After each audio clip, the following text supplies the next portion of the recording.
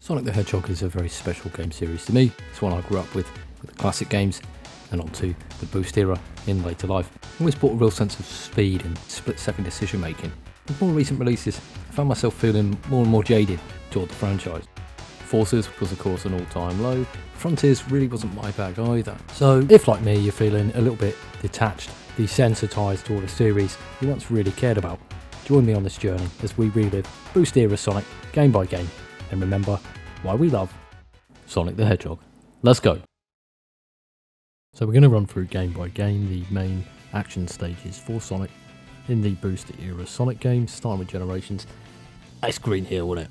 I don't really know how much you can dress Green Hill up. This was an especially poor run, cut together to look much nicer than it was. Now it's not enough just to see the stages, we are going to be going for an S rank, because otherwise really what's the fucking point?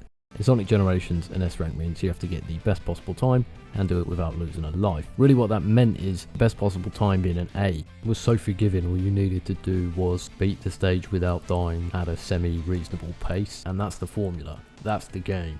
That's not to say it's a bad thing, you know, the stages are some of the best renditions of those zones really across the series. Chemical Plant is my favourite soundtrack from Sonic the Hedgehog. I don't dislike it, I don't like it any more certainly than I did in the early Sonic title. I can't imagine anybody is stoked to play Chemical Plant.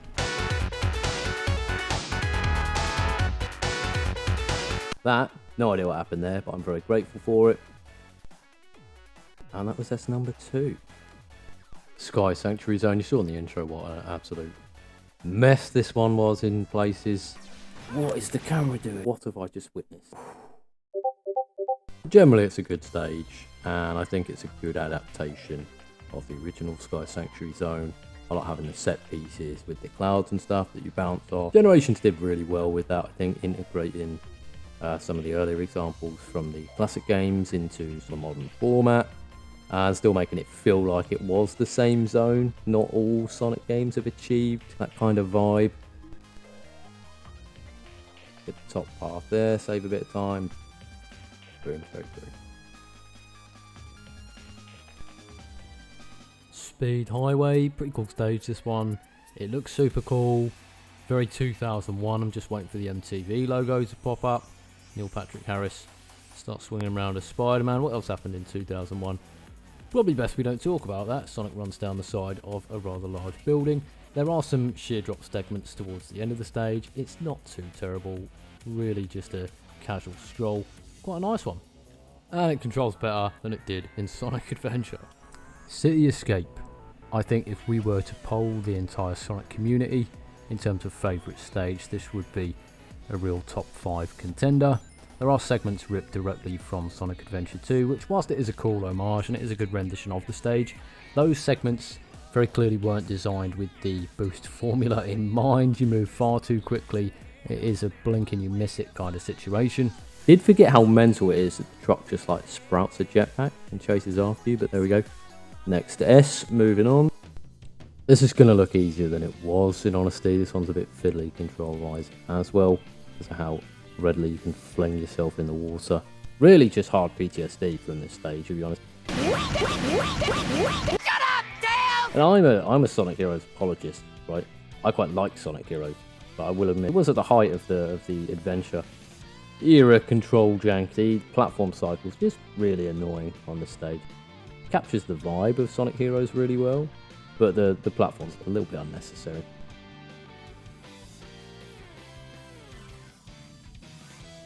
Crisis City. I actually quite like Crisis City. Sonic 06, fair enough. It wasn't a great game, was it? Stage design really wasn't awful.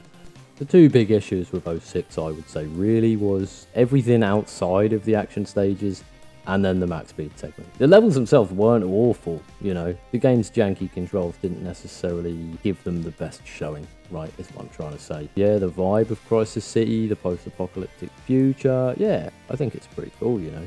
Very Android Saga, if you understand. The Dragon Ball Sonic comparisons just makes me think of Blaze the Cat, and she is one of my favourite characters across the entirety of this series. Not for 06, actually, but for the Rush games. Oh, there we go, Crisis City, one of the stronger stages in the game in my opinion.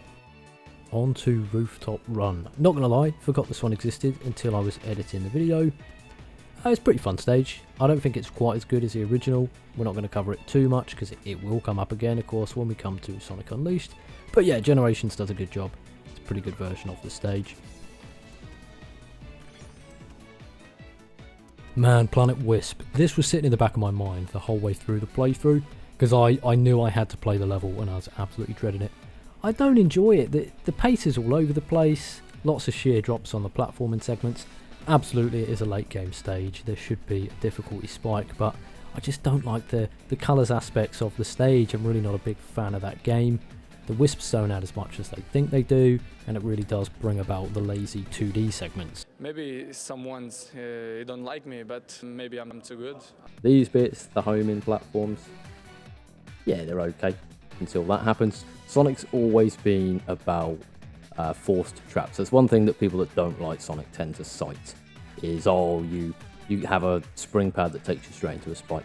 Well, that's Sonic the Hedgehog. Whether you like it or not, that is part of the game design. So really, when they do equate that in a modern setting, it's annoying, but it's accurate, right? I think Generations does that fairly well. The stage is a really good example. Crisis City actually as well, with some of the lava pits you can fall into. Yeah, so this section here, the ceiling starts to come down. You need to move quickly and ideally have a little bit of boost if you need to close the gap after picking up the Wisp. It's really the middle section with all the platforming that I don't especially enjoy on this one. But there we go, all S ranks on modern Sonic stages, Sonic Generations. Let's move on to the next Sonic type. But before we do, we should recap really Generations as a whole piece. Of course, the Sonic game is more than just the sum of its main action stages. Regrettably, in some circumstances, I think a couple of the titles on this video would have been better games had they been primarily the action stages, in all truth. Fortunately, that's not the case for Generations. It's one of my favourite video games of all time. I think it's a little bit safe, but when you consider this was the first reintroduction of classic Sonic as a separate entity, there was that risk, especially following Sonic 4, that the fanbase might not have enjoyed it. The story is kind of throwaway. It lives really to serve the punchline, to facilitate travelling back through some of the classic locations from across the series, but the stage design, some of the challenges, introducing the other characters, they did affect gameplay in a way that made the challenge stages something that you didn't wholly dread. The remake, slightly offensive in that it controls worse and there was some unnecessary censorship of the characters. All in all, it's still a great game to revisit, and it is one that I would rank quite highly across the series as a whole. So, I'm going to stop waffling, on to the next one. Let's try and keep this video moving at a reasonable pace. We've got quite a lot to get through. Now, the scoring metric for Shadow Generations is slightly different to its predecessor. You don't get perfect bonus, so if you get an A time and finish deathless, it's not an automatic S in this game. You do actually need to achieve the time. I think generally speaking, this game is a little bit harder than Sonic Generations as a whole, but there's not really much to write home about in terms of difficulty with the first two areas. This video is already long enough, probably slightly bored at this stage, so I'm going to dip out for a minute and let you guys just enjoy the wind in your hair and this banging OST.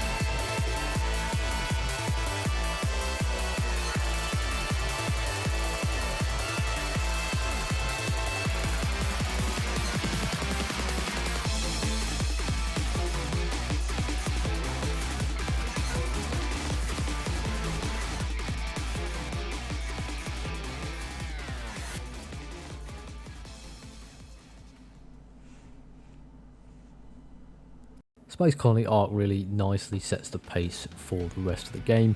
Shadow Generations is a little bit more high octane, all action, all of the time. Now, Rail Canyon is not necessarily my favourite stage. Purely thematically, I find other stages more engaging. Design-wise, this one is pretty phenomenal, especially the 3D part, this first act, because really, rail grinding as a theme for a stage could very easily just become an on-rails experience. And with the switches, the enemies with the shields that you have to hit with a spear, lots of rail switching because of the spikes in different places, they circumvent that in a really intelligent way, and I think that's a testament to the design team behind this particular title. Back to normality, aka more rails. Use cast control to just avoid dealing with the trains, land in the middle and boost through. Second stage typically more platformy, not too bad though honestly, mostly just a lot of this, jumping on rails, dodging spikes and trying to hold on to your rinks really. More unnecessary fun with the train, through to the end, not much to write home about. Kingdom Valley, now this is one I was excited for. This stage theme is the one positive takeaway most people have for Sonic 06, and I think it's represented really well here. It's high speed sections, expectation of split second decision with the homing attacks and stuff, the water sections breaking it up, it's a really nice rendition of the stage. I love those wind rails. Kingdom Valley also a great opportunity to now talk about something I noticed throughout the course of editing this video. Shadow Generations has this strange habit of having a single stage version, its own rendition of its own, somehow be better than the entire game it comes from. Of course we have Kingdom Valley, Sonic 06. This second stage actually also really good. One of the few 2D segments I really enjoyed in the game. The sense of speed is still there, even though you're moving in a 2D plane. Absolutely awesome. The stage design here in places, certainly slightly later in the stage, was feeling a little bit Sonic Unleashed to me, and I mean that as the greatest compliment. I could waffle about this stage, I really enjoyed it, both parts, Act 1 and 2, but I do want to move on to continue the point I was making. As I say, Kingdom Valley, I do feel like this starts a trend with this game where the stage is better than the game that it comes from.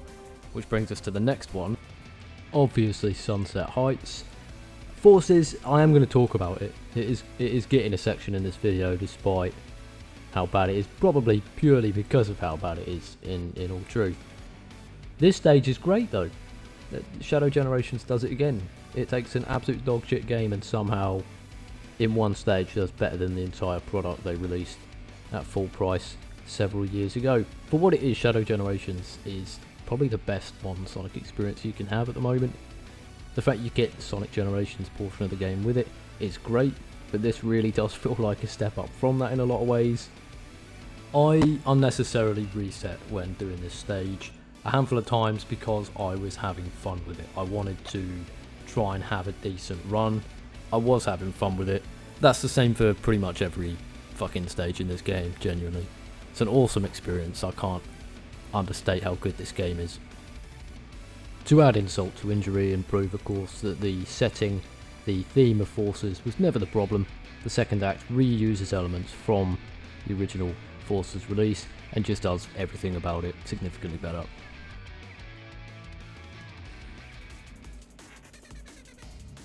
Chaos Island. I really enjoyed this after playing it through several times, trying to get a good time. It was one of those. The time did push me a little bit. I had to try and think about good routing through the stage. The stage encompasses something for me that is the reason, honestly, I'm not doing Frontiers at any point in this video. I don't really like it.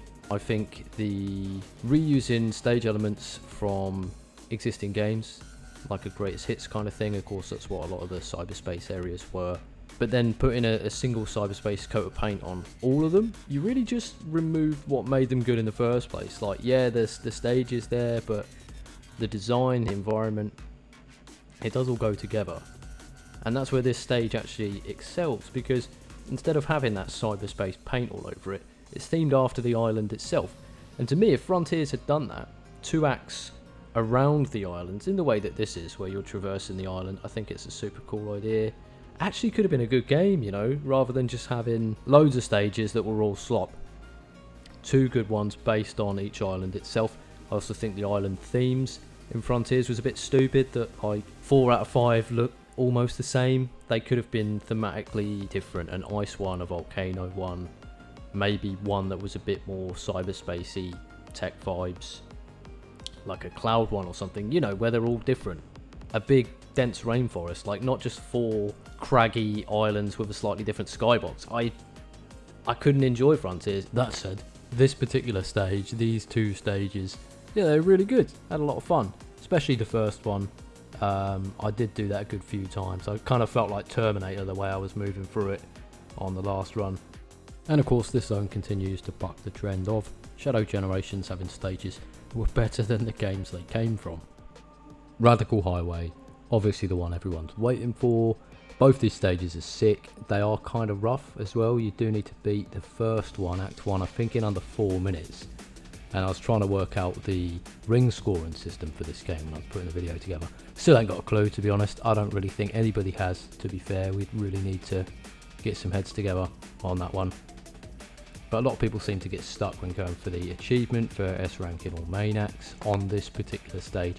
It is hard. It is hard. One false step, if you don't quite skip certain sections correctly with the wings, you're not going to get the 4 minutes, and that's going to leave you with an A rather than an S. So yeah, this is the one I think a lot of people have spent a good amount of time on, myself included.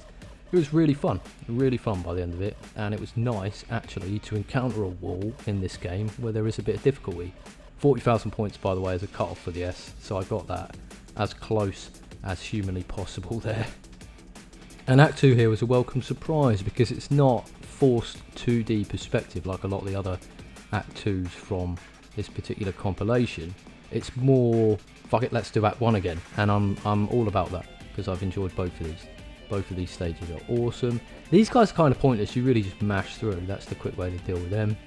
Got really lucky there on the platform positioning. Shitload of rail grinding, wing skips. Yeah, this stage was great. I'd played the entire game without the wings until this final zone where I thought, fuck it, let's mix it up, right?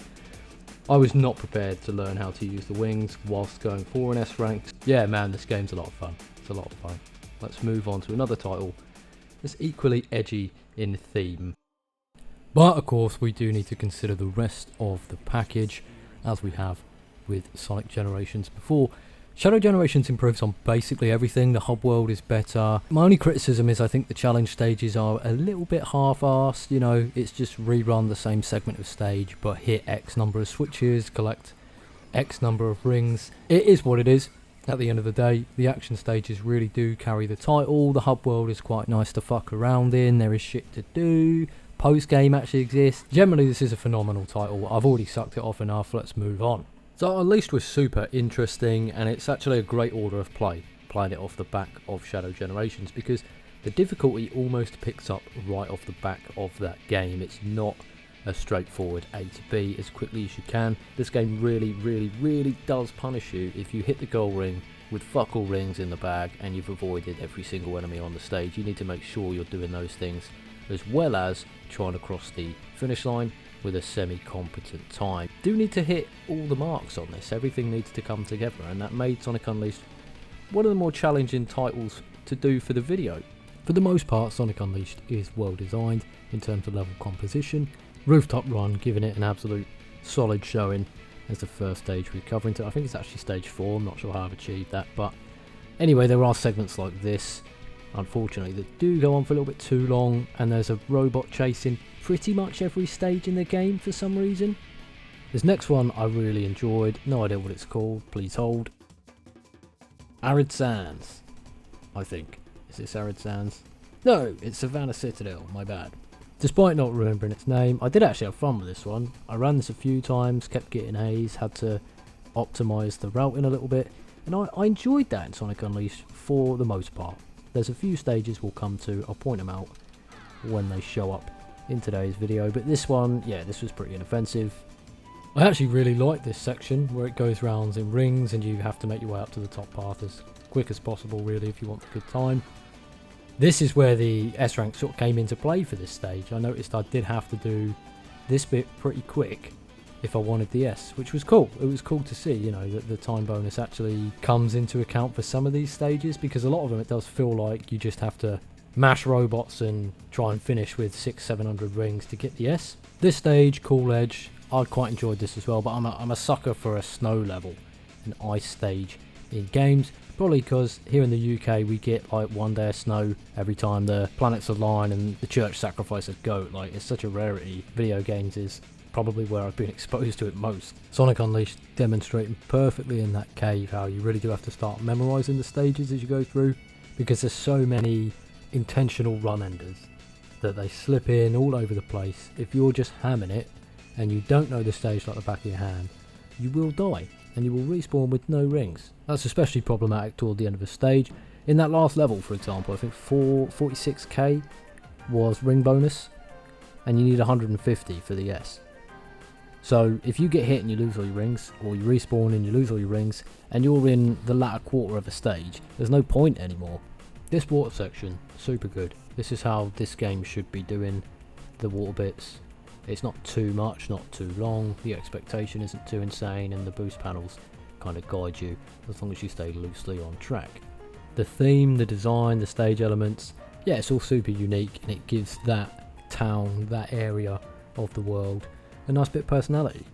That quickly falls apart with another robot chase. That, by the way, you have to do completely hitless, otherwise you won't have enough rings for the S rank. Now, that's not a big deal, apart from that sometimes it inadvertently crosses you up in the beams that the bot's using and the mines and stuff that are on the floor. So sometimes you really don't have a choice but to sidestep and then just eat a bomb because of the randomness of the robot's attack pattern. I just find that a little bit annoying considering how frequently that gameplay style comes up in this particular title. This stage, no idea what it's called, to be honest. Don't even care because I hate it. It's Jungle Joyride. I'm admittedly quite salty in the VO. I'm recording this voiceover just off the back of having now finally finished Unleashed. It was one of the more challenging titles. This one, I wouldn't call it challenging, I would call it cheap, this particular stage. And it's a shame because it looks phenomenal. The theme, the design around the boardwalks and stuff, lots of cool water sections. It's just, the back half of the stage is constantly trying to kill you, and it's trying to kill you in a way that it sneaks up those instant run enders, one after the other after the other. It is a horrible stage in terms of trying to get the S rank. It really truly was. You need to do everything in every fucking stage, man. You need to kill bare robots because it's only fucking robots. There really is nothing else in terms of enemy in this game. Hundreds and hundreds and hundreds of rings. 4, 5, 6, 700 you want to be crossing the goal ring with. It's excessive. It's excessive, and it's a means to build artificial difficulty, especially the way that this stage is designed. Notice how we're now needing 200,000 points for the S ranks. That's the same for this stage and the following one. Also, last 3 stages of the game to up the ante somewhat. Fortunately, this is a great stage. Arid Sands, absolutely brilliant. Did take me a handful of turns to get the S, but it was enjoyable, honestly, thinking about the routing. It wasn't too bullshit. There wasn't any like sections designed to just kill the run, realistically. Quite a good time bonus on this one as well, so you know, it's one of those nice stages where everything sort of adds towards it. Pretty good stage all in. My only criticism is the squashing mechanic. So there's a lot of points in this stage where pillars fall, and they're designed to obstruct you. If you hit them at full speed, you lose rings, it counts as taking damage. Bit janky, to be fair, a little bit janky. I had a few times where it crushed me and I still had like 200 plus rings and it would respawn me. Like, that's absolutely not how that's supposed to work. And that's kind of Sonic Unleashed's day stages in a nutshell, to be honest. They do just kind of break sometimes. They are a little bit janky, you know. Generally it's quite good, but there are moments where stuff just doesn't work the way it's supposed to. You know, the robots, sometimes they clip you if you're in another column on those sidestep sections. The hitboxes are a little bit off, all a little bit strange. Generally speaking, it's quite a tight game, certainly compared to some of the other ones that came out in and around Sonic Unleashed. Day stages, everybody says these are some of the best day stages in the series. Half of them, I agree with that sentiment. Half of them, I think, are a little bit beans, to be honest, but that's, you know, that could be said of pretty much any Sonic the Hedgehog game. Empire City, great stage. Only took a few goes, quite easy to find good routing on this. Loads of rings, loads of enemies with the aerial homing attacks. Points just add up. You don't really need to think about it. This one being the last stage that I'm doing for this challenge, yeah, I'm quite grateful actually. It was a fun way to round off Unleashed, and it let me sort of forgive some of the shortcomings of the previous couple of stages. yeah, quite good. Wouldn't be out of place in any other Sonic game, and that's kind of how I look at a good stage, right?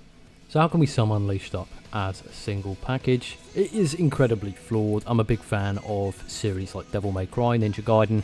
I'm very familiar with the genre with which the night stages were trying to skirt.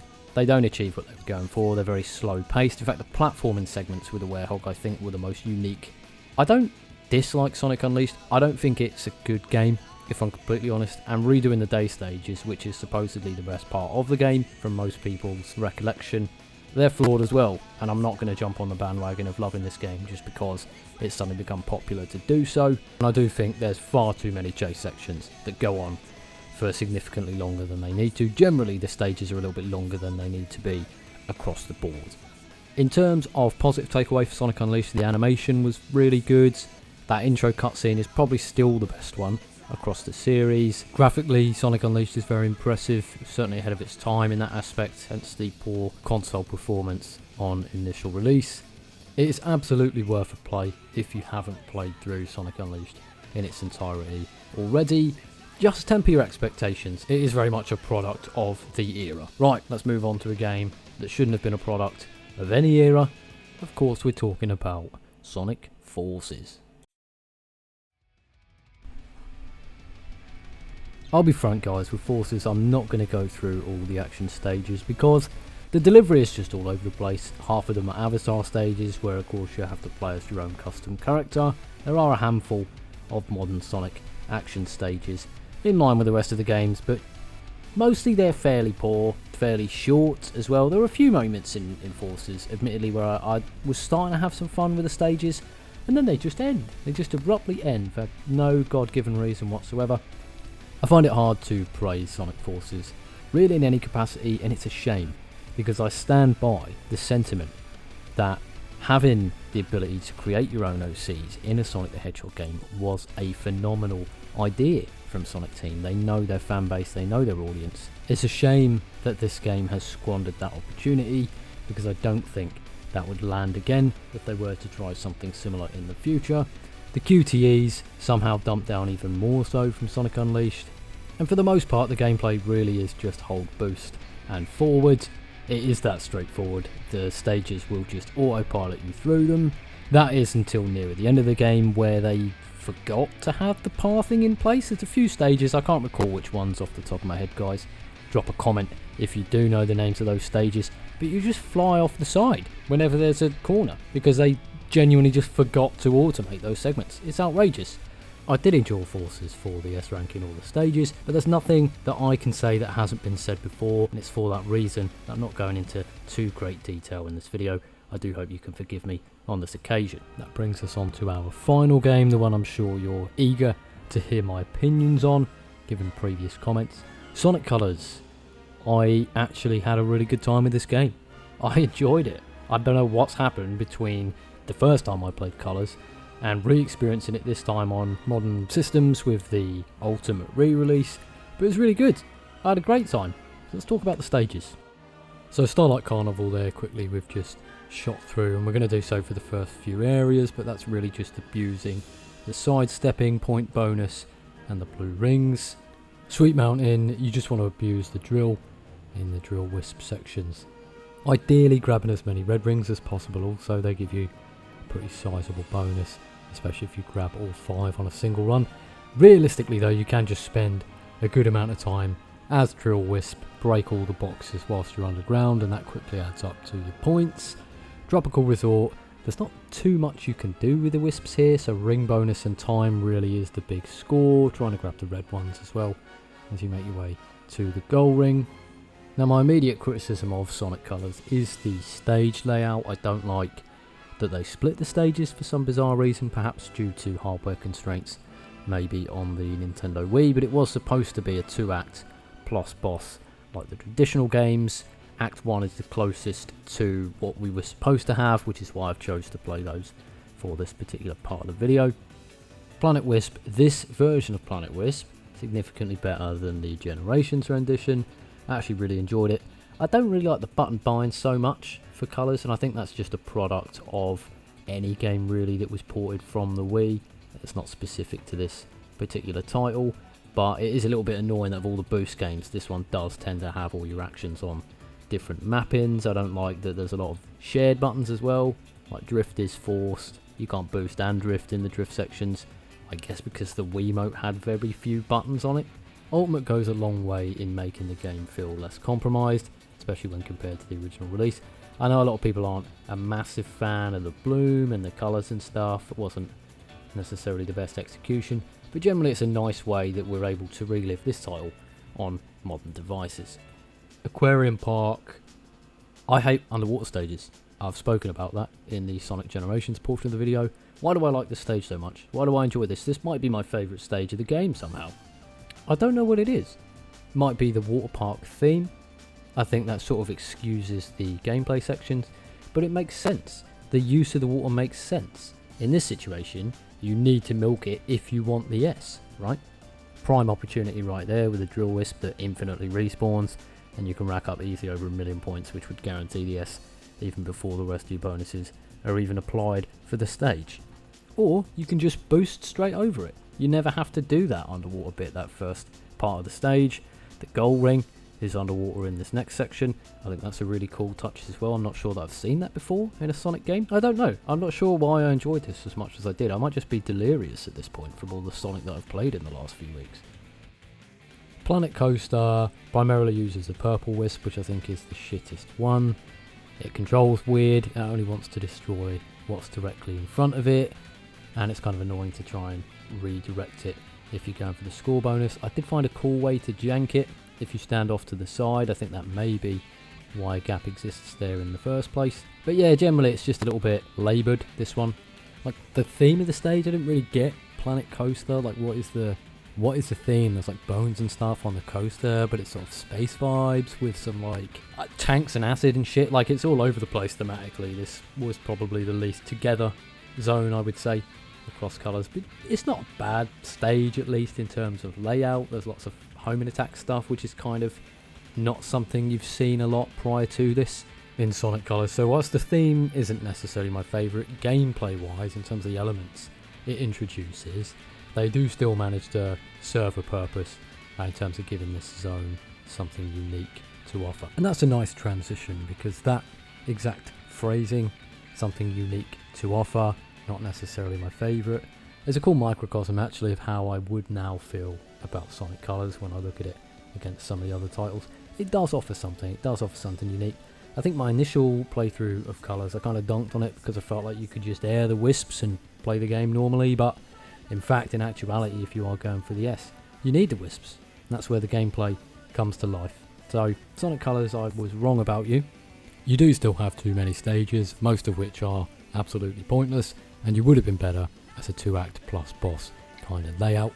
But yeah, this is one that I would encourage people to go and revisit or check out if you haven't played it prior. So we're going to have a quick run through now, guys. I'm going to try and line these up in order of what I think is sort of best to worst. You're probably going to hate me for it in the comments, but I do want to round this off at 35 minutes just to really drive home the anniversary special nature of the video. So, Generations, mid-story, varied stages, gameplay that holds up today, still setting the standard for what a boost era Sonic game should have been. A. Shadow Gens improves on the original in every way. As a package, the less than stellar remake would drag it down to an A, but as a standalone title, S. Unleashed, playable, mostly inoffensive, overall pretty good stage design. Night segments alone would drag it down to a B, but the cheap and repetitive parts of the day stages we touched on earlier are leaving this firmly in the C tier. Forces, Sonic games that start with F. Colours. You're getting a B+, B+. I think I like you now. So guys, like and subscribe to the channel, please. I worked super hard on this video. Don't normally do the YouTube begging bit, but could really use the love in order to support me to make more videos just like this one.